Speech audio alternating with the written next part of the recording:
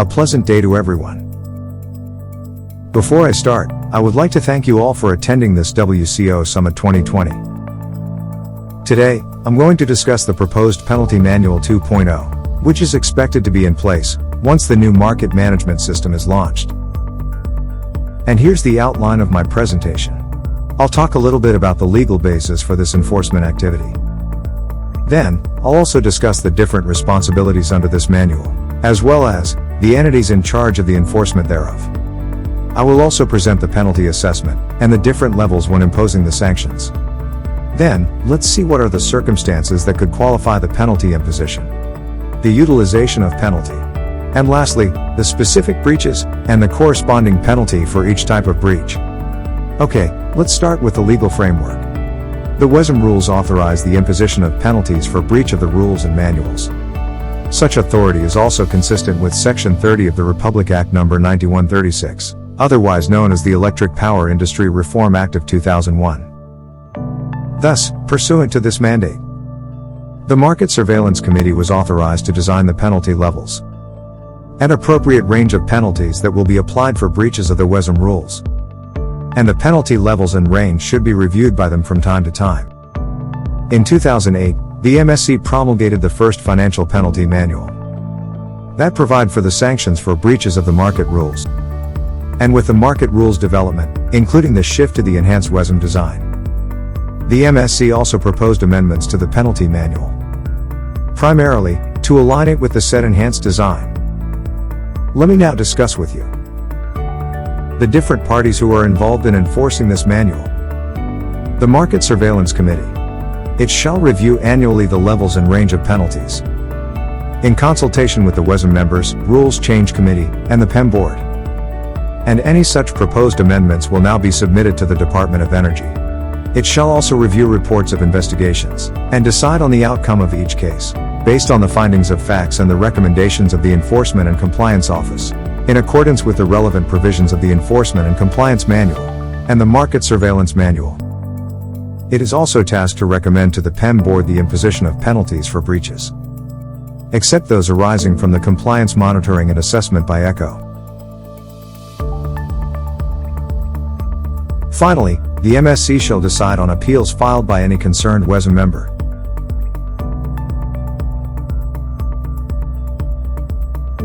And what is now the role of the Enforcement and Compliance Office, or the ECHO? Under the proposed manual, it shall monitor the compliance of WCO members. It's actually the same as what it's doing now. But under the proposed penalty manual, ECHO can now impose the specified penalties upon determination of a finding of breach.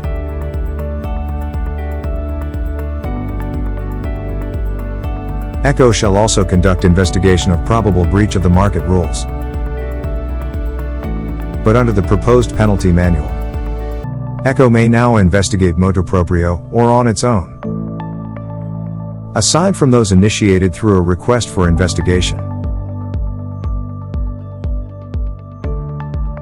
ECHO shall also submit the reports required under this manual to the PEM Board, the Energy Regulatory Commission, and the Department of Energy. And lastly, ECHO shall implement all other notices, resolutions or decisions, and shall have custody of them. Now, the PEMC President's responsibility. The PEMC President shall sign all notices pertaining to the penalties that are required to be issued under the proposed manual, and shall exercise this authority on behalf of the PEM Board, except those notices that are authorized to be issued by the market operator, which I will next discuss. Now, the market operator. The market operator shall implement the notice of specified penalties served on it, and the distribution of the collected financial penalties, in accordance with the guidelines it shall develop pursuant to this proposed manual, and shall carry out any other action required of it based on the notice served upon it. Next is the system operator and other service providers. The system operator, the network service providers, and the metering service providers shall faithfully and timely implement any action or measure required of them, under any notice that is served upon them in relation to enforcement of sanctions.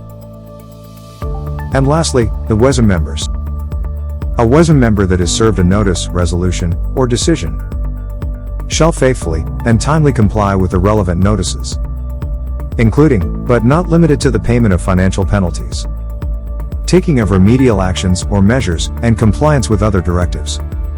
Failure to comply with such requirements or directives shall be subject to additional penalties. Let us now proceed with the discussion on the penalty assessment. Penalty is assessed for each count of breach, and each count of breach is assessed by 1. Registered facility,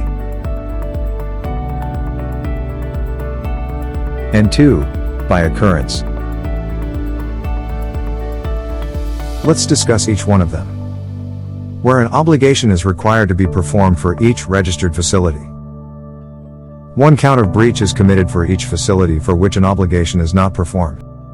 The identification of the facility shall be in accordance with how such is represented in the market network model prevailing at the time the breach occurred. In this example, Unit 2 is aggregated and is represented in the market network model as aggregated unit. Unit 2 can be held liable by a breach committed by B, its component unit. Unit 1 and Unit 3, on the other hand, are independently registered in the WCO. Thus, the breach committed by each is accounted for separately. The next is, by occurrence, where an obligation is required to be performed on a periodic basis. For example, by dispatch interval or hourly or weekly. 1 count of breach is determined for each period that an obligation is not performed, except when the relevant implementing market manuals provide for a different manner of determining the number of breach. Let's illustrate.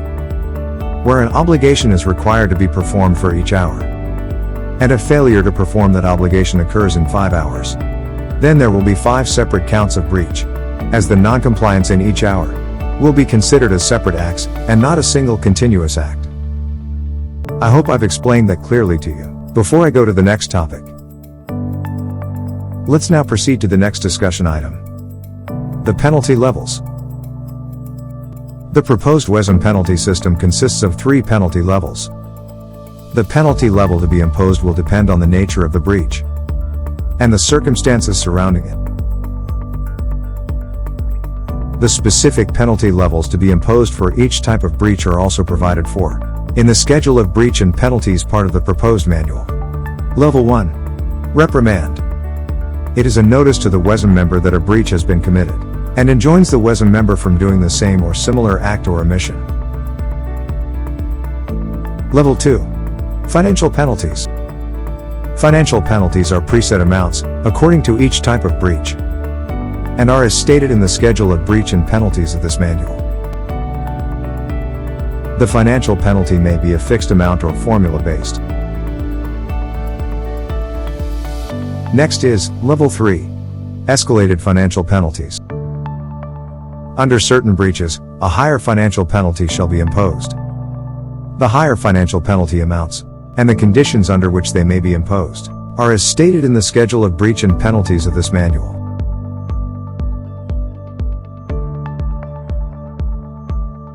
Other penalties, such as suspension and deregistration, are also included in this manual. And these types of penalty may be imposed only upon the happening of the conditions set forth in this proposed manual. We're already done with the 4 topics. I hope that I am explaining myself clearly. Now, let me go to the next one. The qualifying circumstances. Each type of breach may warrant imposition of different penalty levels, depending on the qualifying circumstances surrounding the breach. Such circumstances can determine whether or not a higher or lower penalty level will be applied. The qualifying circumstances that can be considered are the following: frequency of occurrence, extent of deviation from requirement, non-compliance during emergency condition, market suspension or intervention, or during a state of excess generation, and self-reporting of breach. Let's check what of each of them means. Frequency of occurrence indicates persistence of the non-compliance by a WCO member. It can be in first time, isolated, recurring, or repetitive occurrence. A breach is considered as having occurred for the first time if the WCO member has not previously committed the same type of breach in respect to the facility involved in the breach, reckoned from the date of the registration in the WSM of that facility.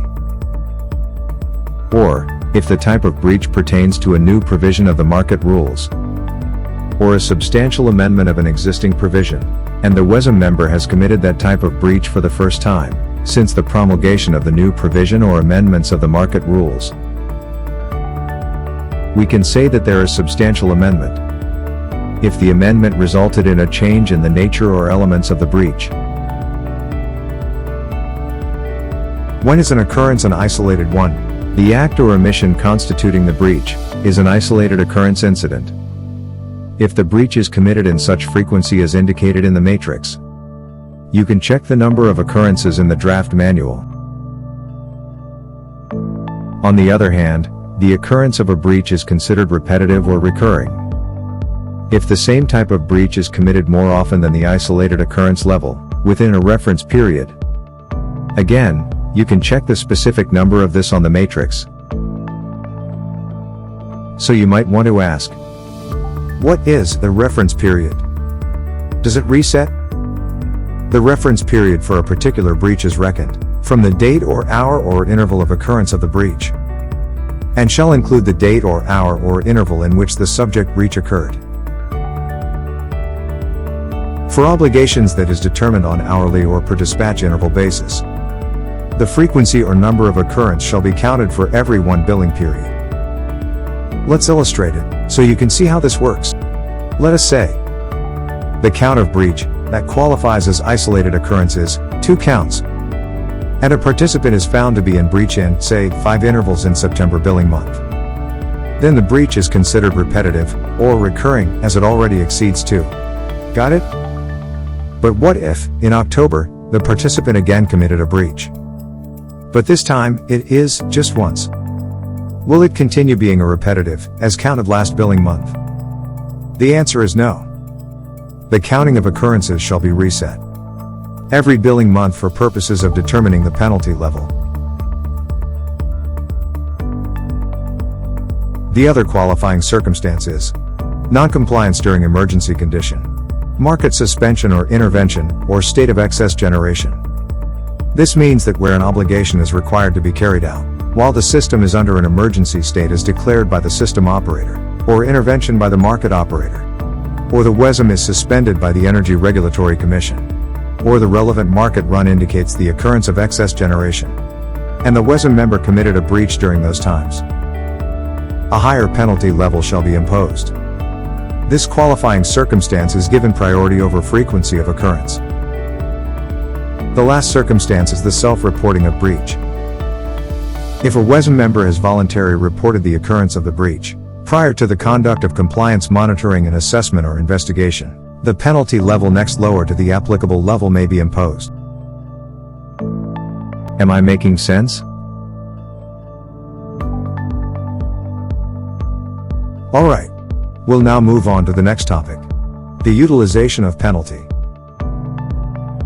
The financial penalties and interest amounts shall be collected by the market operator, pursuant to this manual. The collected penalties shall also be distributed to the electricity end users.